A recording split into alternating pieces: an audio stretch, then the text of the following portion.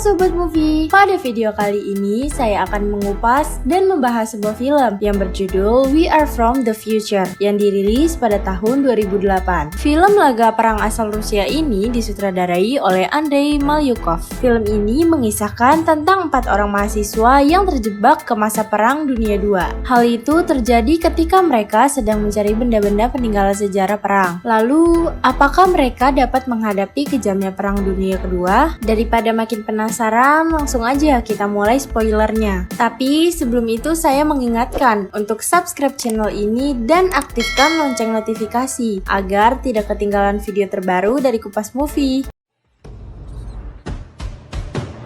Film dimulai dengan memperlihatkan 4 orang mahasiswa bernama Borman, Oleg, Spirt, dan Chuka yang sedang menuju ke sebuah tempat bersejarah untuk mencari benda-benda peninggalan Perang Dunia II. Setelah mereka sampai di tempat tersebut, ternyata sudah ada beberapa orang yang mendahuluinya. Lalu Borman mengatakan kepada mereka kalau tempat itu sudah dibeli olehnya. Namun ia malah diejek sehingga membuatnya marah dan terjadi baku hantam di antara mereka.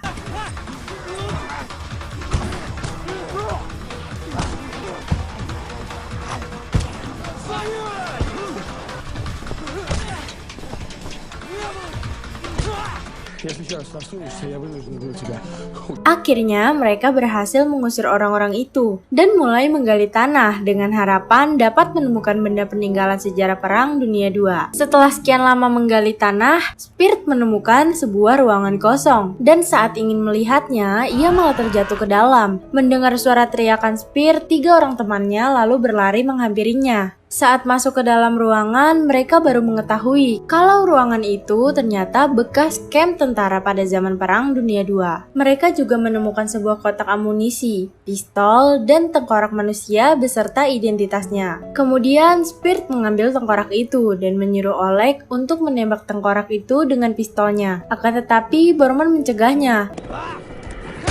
Kemudian, seorang nenek-nenek penjual susu datang menghampiri mereka. Nenek itu bercerita tentang kejadian pada zaman perang dan mengatakan kalau pada tahun 1942 ada seorang prajurit Rusia bernama Dmitri Sokolov yang memegang sebuah dokumen penting untuk melakukan revolusi yang disembunyikan pada sebuah kotak rokok. Akan tetapi, mereka malah mengejek dan menertawakan nenek itu. Nenek yang tampak kesal itu pergi meninggalkan mereka.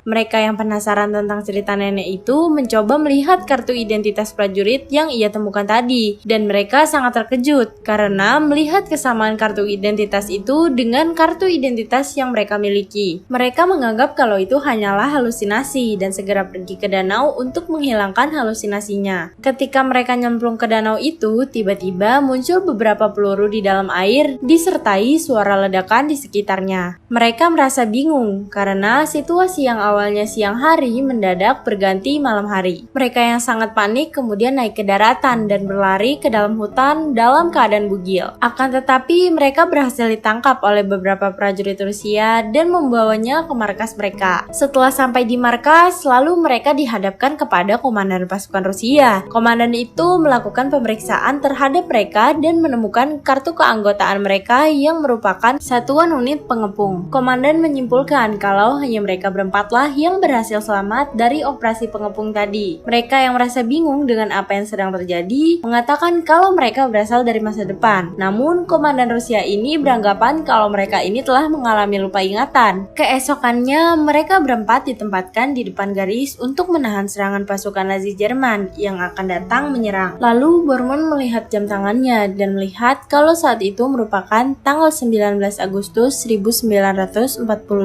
Bormann pun kaget dan merasa kalau ia dan teman-temannya telah terjebak ke masa lalu pada zaman Perang Dunia II. Bormann mengatakan kepada teman-temannya kalau mereka terjebak di sana berawal dari sebuah danau, maka mereka harus keluar melalui danau itu juga. Tak selang lama datang seorang perawat wanita bernama Nina. Ia didatangkan dari resimen induk untuk memeriksa lupa ingatan mereka. Belum sempat memeriksanya, tiba-tiba serangan dari pasukan Nazi Jerman kembali datang dan membombardir pasukan Rusia dengan beberapa pesawat tempur.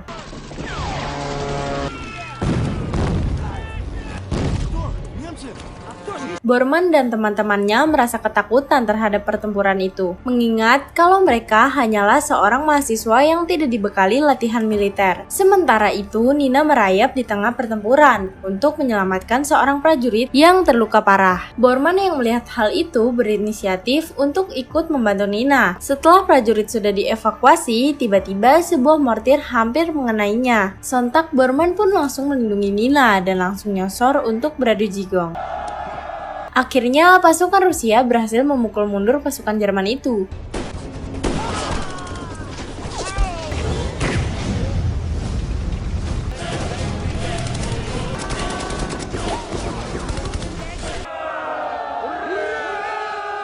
Setelah pertempuran itu, Bormann menjadi semakin tertarik dengan Nina. Ia lalu menghampiri Nina di sungai untuk memberikannya sebuah bunga. Scene berpindah di camp. Ternyata Oleg juga membawakan Nina sebuah bunga yang saat itu disaksikan juga oleh Bormann. Bormann yang tak terima lalu mengusirnya. Dari situ terungkap bahwa ternyata Oleg juga menyukai Nina. Setelah itu, mereka ditugaskan untuk menggali tanah untuk mengubur para prajurit yang gugur di medan pertempuran. Pada malam hari, Bormann berusaha mendekati Nina dan mengungkapkan perasaannya. Lagi-lagi Bormann bertindak sangat agresif yang membuat Nina menjadi ilfil. Pada tengah malam mereka berencana untuk kembali ke danau itu dengan harapan agar bisa kembali ke masa asli mereka. Dirasa situasi sudah aman, mereka pun berlari ke danau dan langsung nyemplung ke danau itu, dan ternyata tidak ada reaksi apapun. Akhirnya beberapa prajurit Rusia yang sedang patroli melihat keberadaan mereka. Prajurit Rusia itu menduga kalau mereka hanya sekedar ingin menghilangkan penat setelah pertempuran tadi siang. Lalu prajurit Rusia itu meminta mereka untuk segera naik ke daratan. Keesokan paginya saat mereka sedang sarapan di halaman camp, tiba-tiba si nenek penjual susu kembali datang sambil mengatakan anakku belum mati. Mereka pun menghampiri nenek itu dan mempertanyakan apa yang sebenarnya telah terjadi. Belum sempat dijawab, nenek itu langsung dibawa oleh seorang prajurit Rusia. Kemudian Bormann dan teman-temannya teringat tentang awal mula pertemuan dengan si nenek itu, di mana si nenek bercerita tentang seorang prajurit tentara Rusia yang bernama Dmitry Sokolov memegang dokumen penting untuk revolusi yang disembunyikan pada sebuah kotak rokok. Lalu mereka pun berniat untuk mencari kotak rokok itu supaya bisa kembali ke masa depan. Malam harinya mereka mendapatkan perintah dari komandan untuk menyusup ke wilayah perbatasan Jerman bersama dengan Mayor Emelianov. Mereka pun melakukan penyusupan dengan melewati beberapa rintangan dan penjagaan dari pasukan Jerman yang sedang menjaga perbatasan.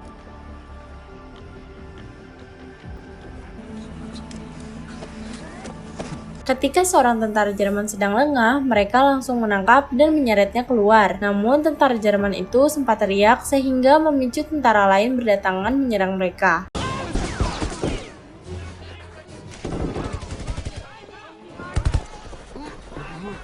Ketika mereka sangat terdesak, Mayor Emelianov menyuruh Bormann dan teman-temannya untuk mundur. Sementara Mayor Emelianov akan menahan serangan dari tentara Jerman sendirian. Mayor Emelianov berhasil menewaskan banyak tentara Jerman. Namun tiba-tiba sebuah tembakan mortir mengenainya. Sedangkan Bormann dan teman-temannya berhasil selamat dan berhenti sejenak di dekat danau. Akan tetapi pasukan tentara Jerman tiba-tiba datang dan menangkap mereka. Lalu mereka dibawa ke markas pasukan Jerman. Komandan pasukan Jerman memaksa mereka agar menunjukkan garis pertahanan pasukan Rusia berada. Bormann mengatakan kalau mereka berasal dari masa depan. Ia yang merupakan seorang sejarawan mengatakan bahwa pada tahun 1945, komandan tentara Jerman itu akan ditawan oleh pasukan Rusia dan dibebaskan pada tahun 1948. Setelah dibebaskan, komandan itu akan kembali ke Jerman sebagai seorang sejarawan terkenal. Namun hal itu berakhir ketika komandan itu menjadi gila ketika menulis sebuah buku sejarah tentang Perang Dunia II. Komandan yang mendengar hal itu pun tercengang dan langsung memerintahkan agar 3 orang temannya dibawa ke ruangan tahanan. Sementara Bormann dibuat mabuk oleh komandan itu untuk memperoleh informasi tentang apa saja yang akan terjadi. Dalam keadaan mabuk, Bormann menjelaskan bahwa akan terjadi pertempuran besar di Stalingrad antara pasukan Jerman dan Rusia, dan pertempuran itu akan dimenangkan oleh pasukan Rusia. Komandan yang setengah percaya kemudian menyuruh anak buahnya untuk membawa Bormann ke ruang tahanan juga. Saat di ruang tahanan, mereka bertemu dengan seorang prajurit Rusia yang sudah lama ditawan. Dia bernama Dmitri Sokolov, yaitu orang yang diceritakan oleh nenek penjual susu waktu itu. Dmitri Sokolov memberikan mereka sebuah kotak rokok yang selama ini mereka cari. Dia juga mengatakan kalau kotak rokok itu diberikan oleh seorang nenek penjual susu setelah nenek itu kembali dari masa depan. Mereka pun membuka kotak rokok itu yang berisi sebuah pesan tentang dokumen penting untuk melakukan revolusi. Lalu mereka pun berencana untuk segera mengembalikan kotak rokok itu dan berusaha mencari jalan keluar dari ruang tahanan. Pada malam hari, mereka mencoba menggali tanah di sudut ruang tahanan. Saat ingin kabur, Speer tiba-tiba terbatuk sehingga memancing seorang tentara Jerman untuk mendekati sumber suara itu. Beruntung, Dmitri Sokolov mengalihkan tentara Jerman itu dengan batuk berkali-kali. Kemudian mereka melanjutkan pelariannya hingga sampai ke kamp pasukan Rusia. Mereka pun langsung menyerahkan kotak rokok yang berisi dokumen penting itu. Keesokan paginya, Bormann menghampiri Nina dan ia sangat senang atas kepulangan Bormann dari tahanan tentara Jerman. Kemudian Bormann dan Nina berkeliling ke sekitar camp dan melakukan hal itu. Namun ternyata Oleg telah berada di atas pohon untuk memantau mereka. Saat adegan makin panas, Oleg pun terjatuh dari pohon yang menyebabkan Nina pergi dan terjadilah baku hantam. Tak selang lama, komandan datang untuk memisahkan mereka. Akibat hal itu, Bormann ditahan dan dikucilkan oleh prajurit yang lain. Nina yang mengetahui kalau Bormann ditahan, ia bergegas pergi untuk mengeluarkan Bormann dari ruang tahanan. Keesokan harinya, pasukan Jerman kembali menyerang kamp mereka. Bormann dan teman-temannya yang tidak dibekali keterampilan berperang itu sangat panik dan ketakutan.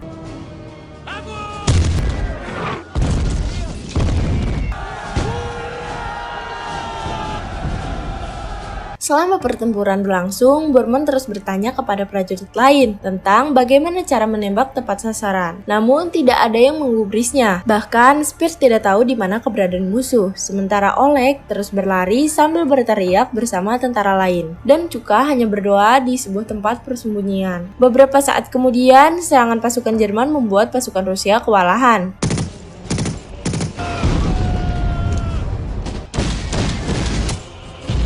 Kaki Bormann juga terkena sebuah tembakan. Nina yang melihat hal itu segera datang untuk merawat lukanya. Bormann mengatakan kepada Nina untuk ikut pergi ke danau supaya bisa kembali ke masa depan bersamanya. Namun Nina harus menyelamatkan komandannya terlebih dahulu karena juga terkena tembakan. Nina pun merayap menuju komandan untuk memberikan perawatan. Bormann yang melihat Nina merayap di tengah ratusan peluru merasa sangat panik. Akhirnya Nina berhasil membawa komandan itu menuju ke tenda medis. Akan tetapi tenda medis itu tiba-tiba meledak. Sontak hal itu membuat Bormann sangat syok dan menangis karena harus kehilangan Nina.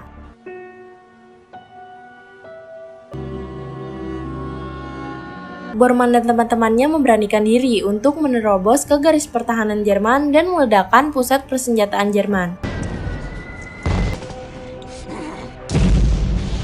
Sehingga pasukan Rusia bisa mengembalikan keadaan.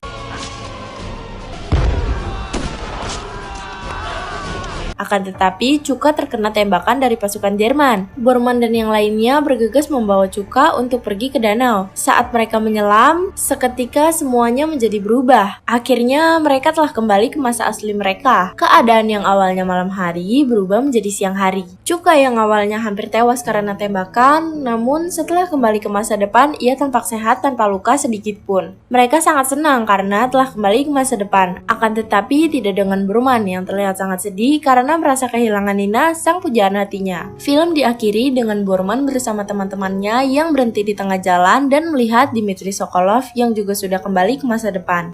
Dan film pun selesai. Nah, jadi ternyata Dmitri Sokolov itu awalnya berasal dari masa depan. Sama seperti mereka yang terjebak kembali ke masa lalu gara-gara seorang nenek penjual susu yang ada di awal film tadi. Dan ternyata Nina itu masih hidup guys. Kok bisa ya? Jawabannya akan ada di part selanjutnya. Jadi tunggu aja We Are From The Future pada episode 2 ya. Begitulah alur film We Are From The Future yang dirilis pada tahun 2008. Semoga kalian mengerti dengan alur cerita kali ini. Sampai jumpa di alur film berikutnya.